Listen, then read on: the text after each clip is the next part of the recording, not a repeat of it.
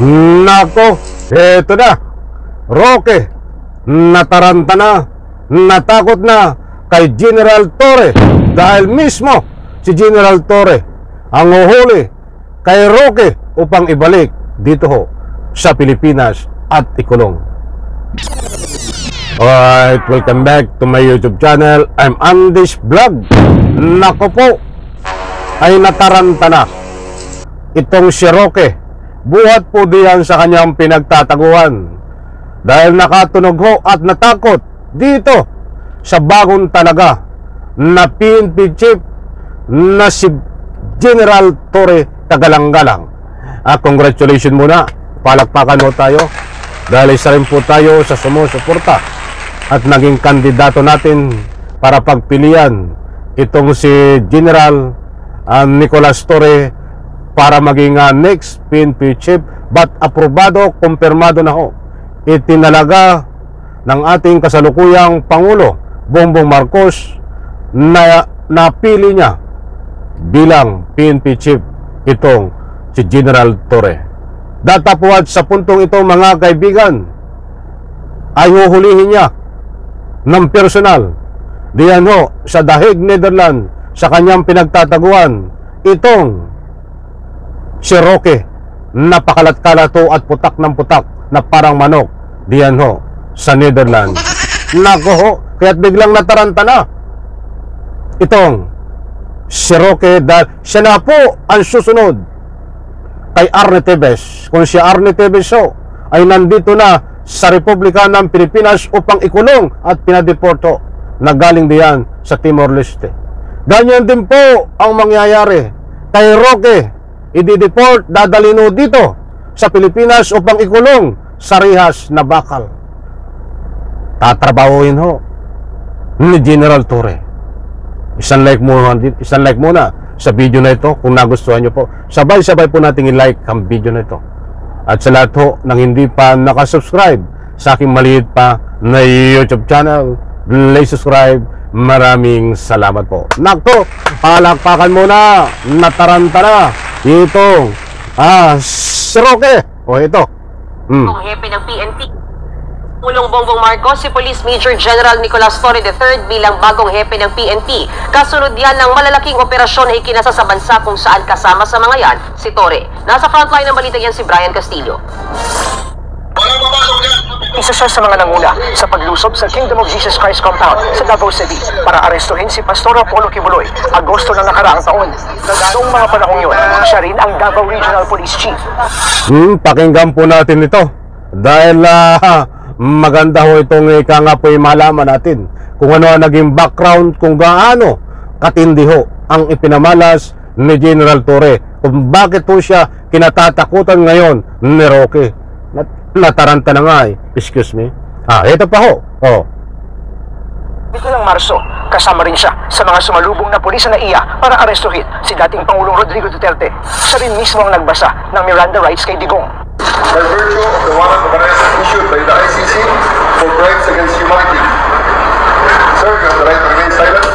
Dalawang magkaibang operasyon yan na pinamunuan ng hepe ng PNP Criminal Investigation and Detection Group o CIDG na si Nicolas Torre III. At ngayong araw, formal nang inununsyo na si Torre ang susunod na magiging hepe ng Philippine National Police. Magiging 4-star general ang kanyang ranggo oras na siya'y maupo.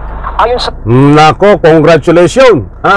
Dito sa mga sumusuporta kay General Torre. Pwede po tayo magpaabot ng pagbati diyan sa comment section bilang i-congratulate natin po ito. Dahil dito ako ay sumasaludo ho dito. Dahil ito katulad ng nasabi ko before, hindi basta ito magiging PNP chief na nandiyan sa ika nga po'y opisina. Nakikita ko na na ito ay personal na tutugisin ang mga may warrant of arrest na. At tulad nitong si Roque. Isa maniwala po kayo sa hindi. May isa pa may babagi pa po ako sa inyo. Ito pa. Palasyo, hindi naging madali ang pagpasa dito ni Pangulong Bongbong Marcos. Alam mo, lahat ng promotion reward yan, But most promotions are given on merit. So let us assume that this was given on merit. Sabi pa ni Executive Secretary Lucas Bersamin, 5 ang pinagpilian ni Pangulong Bongbong Marcos. Pero si Torre, na 2-star general, ang napili. The appointment of elements of the officers of the PNP, there is to be kept confidential. But it's the President's discretion, which I consider to be absolute. No one can question the use of that discretion. May matama-tama nga ang ika nga po pananaw dito ng ating kasalukuyan Pangulong Bongbong Marcos na pinaabot ho ng kanyang executive secretary. Marami ang nabibigyan na ika nga po promotion. Ba't kakaiba ang promotion na nagawa ho nitong si General Torre dahil mismo personal siya ho ang gumagawa para mabigyan siya ng anumang promotion na merit. Personal ho yung kanya na ginagawa. Paghuli kay Digong, paghuli kay Kibuloy at iba pang mga kriminal, personal po siya na umaaksyon. Ay makikita nyo ho yung iba, lalo doon sa mga nakaraang administrasyon dito kay Digong, nasa opisina lang, pero yung mga tao na patrolman ang gumagawa na ang trabaho, ba't ang bibigyan ng parangal ay yung nasa opisina na general? Pinadaanan ko lang pong kaunti. Pag nakapatay ka noon, bibigyan ka ng promosyon, kaya lang ang napas lang nila ay tinaniman. Ba't ngayon ho, hindi po nangyayari yan? Nagbabatay ho sa magandang performance ng kapulisan, hindi po palakasan system. Ito pa, baka tayo ko lang yung sa oras. Nitong Abril lang, na-promote siya sa ranggong Police Major General.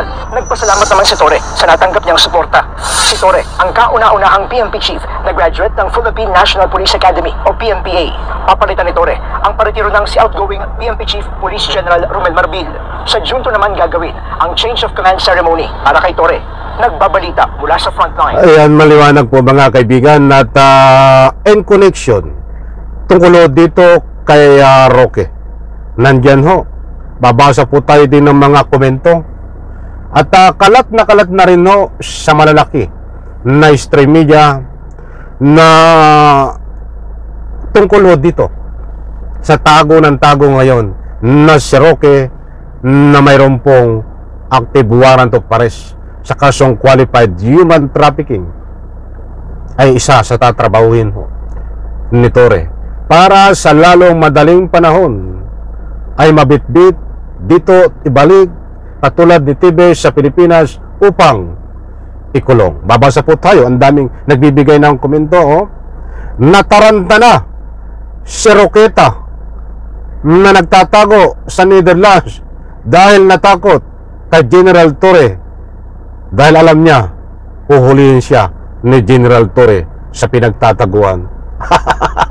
Ay tama nga naman. Ito pa, kinding-kinding sa pagtakbo si Roqueta. Ibig sabihin ng Orban kumikinding, gumaganang sa pagtakbo, di ba?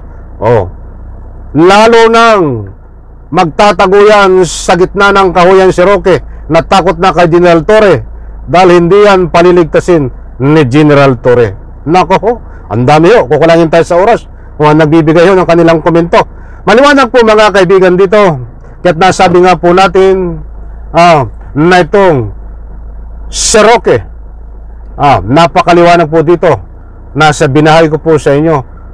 Susunod na si Roque na ibabalik sa Pilipinas sa pamamagitan ho ng ating bagong PNP chief na si General Torre. Natakot na ho.